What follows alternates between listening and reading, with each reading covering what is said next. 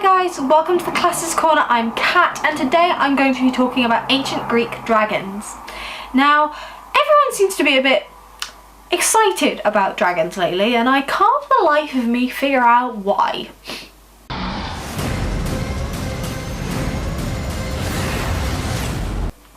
Anyway, so here in Wales, where I live, we absolutely love dragons. We have a dragon on our flag, which makes it, in my opinion, the coolest flag over here. And dragons are one of those really interesting aspects of mythology and legend that is nearly universal. What I mean when I say universal is that dragon mythology, or what we would consider dragon imagery, pops up in nearly every single culture on Earth. Again, there's a lot of European imagery, again here in Wales we have the worm, which is a type of dragon. Very close to me we actually have somewhere called Worm's Head, which is, there's a lot of dragon mythology there, and you have the Arthurian legend with Merlin and dragons. You also have the Germanic type of dragons.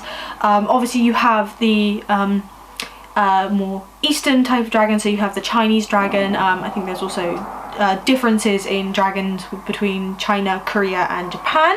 I'm not fully sure on that, so if you'd like to comment below and correct me or tell me more about that for people who know more, that'd be great. You also see different types of dragons in the Middle East. In Africa you'd get images of what we would consider dragons, or sort of big serpents, or big dragon-like features. In Aboriginal Australian art there seems to be a sort of dragon element as well as potentially even some Native American and even some native South American as well. So you get this sort of big scaly monster which we would recognise as the dragon in nearly every single culture on the planet. There's various different reasons for that, in that nearly every continent has snakes, so the idea of dragons could have just been, early myths of dragons could have just been big snakes, and I'll get back to that in a bit. But it could also be dinosaur bones. Dinosaurs were on every continent. People could have found these bones of these big creatures in every place, so different myths will pop up around there. So again, much like, say, a flood myth in areas very close to the sea or areas of seismic activity, nearly every culture has a flood myth. If they're by the sea, nearly every culture has dragons, or what we would recognise as dragons. Now, being Classes Corner, I obviously want to talk about the ancient Greek version, because the ancient Greeks had dragons as well. And actually our word, the English word dragon, comes from the ancient Greek word drakon, so I'll put that on the way somewhere. Or again, lots of people will be familiar with the Latinized version of drakon, which is Draco. So actually what we call the dragon is drakon. However, ancient Greek drakons were not what we say, especially say us here in Britain or in sort of Western European culture, would call a dragon. They're not easily recognisable as the sort of big scaly thing with wings, breathing fire and 4 legs. You know, this sort of classic European dragon is not the ancient Greek dragon, or drakon. Ancient Greek dragons were actually more close to giant serpents, so really big snakes basically. You can see in images of pottery that you don't really get winged creatures, and they certainly don't tend to breathe fire either. That seemed that sort of element probably came into the European dragon myth later with Norse mythology, so that's more Norse, that image. So the ancient Greek drakon are big snakes, but it's interesting that we still get our word dragon from that.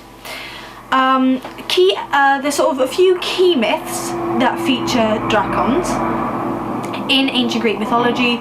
So key ones would be the myth of Cadmus. Cadmus was the founder of the ancient Greek city of Thebes, who when looking for his sister, so his sister was the nymph Europa. When Cadmus went out looking for her because she had been kidnapped by Zeus, he was told he couldn't return home until he found his sister. So he never really found his sister, so he never returned home. So he created a home. And the gods told him he could create a city near this cave where this drakon was. So again, these drakons were big snakes, so don't picture the fire-breathing European dragon. So what he did is he killed this creature, and then he was told by the gods to plant its teeth into the ground, and from the dragon's teeth sprung soldiers, sprung men. So and they became the first Thebans. So in fighting and killing this drakon, he created the city of Thebes, and the Thebans would or sometimes call themselves dragonborn or draconborn. Other important myths with dragons is the dragon Lamdan, who Heracles fought in the Garden of the Hesperides, claiming the golden apples of truth, which was one of his 12 labours, so we have them there. We also have the python. Now the python, again, is where we get our word python, so snake links there, was a giant serpent that was so huge it was only taken down by the god Apollo, so the god of hunting, and where the python died became the seat of Apollo at Delphi. So that ties in there, and again, big snake but still called drakon, so this means this big serpent. Another key image is the image of Medea. Now in Euripides' Medea, I've talked about this in other videos, she escapes justice in Corinth by... Now this is why some people get a bit confused with dragons in ancient Greek mythology, because she actually is carried away by flying dragons that are sent down by her grandfather Hyperion, that gets her on this chariot led by flying dragons, these flying serpents that get her away from Corinth. Now again, these might be flying dragons, but they aren't the big winged dragons. In imagery of these dragons, say on pottery, they are again just seen as these big serpents. So they don't have the wings. Why they're probably flying is the magic of Hyperion, so there's godly influence there. You also have, again with Heracles, you have the Hydra, is often referred to as a drakon as well, because it is just these big serpents. So again, they're very snake-like.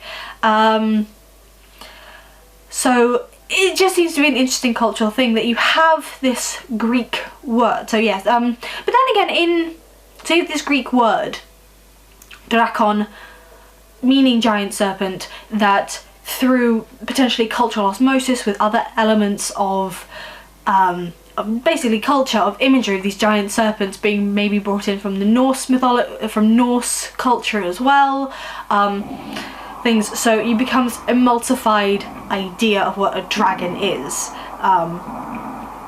through time, basically. So the imagery becomes bound with the Greek word, as often happens with different types of mythologies. However, the sort of wingless, footless or snake-like dragon is, however, not unusual. Again, we see it in the Germanic lindworm, which is a type of European dragon, and you also find it in the British worm. So it's not that unusual to associate the idea of a giant serpent with dragons through the word drakon. So that is my video on the ancient Greek dragon, basically, myths and where to find them. So yeah, if you're looking for dragons, look for Lamdan, look for Cadmus. Oh, also another one, I almost forgot, Jason also fought a very similar one, the Colchian dragon who defended the Golden Fleece. And again, tying into Cadmus, that dragon's teeth also created soldiers for Jason to, however, fight against. So there is this sort of weird thing of dragon teeth being able to create life, which is also used in different adaptations of Greek mythology, so different things. So you can see that there, and yeah, if you like this video, please like, share and subscribe. If you'd like to talk about dragons in the comments, that would be great, if anyone knows more about different types of dragon mythology throughout the world. There we are, and I will be back with you next week with another video. Okay, bye guys!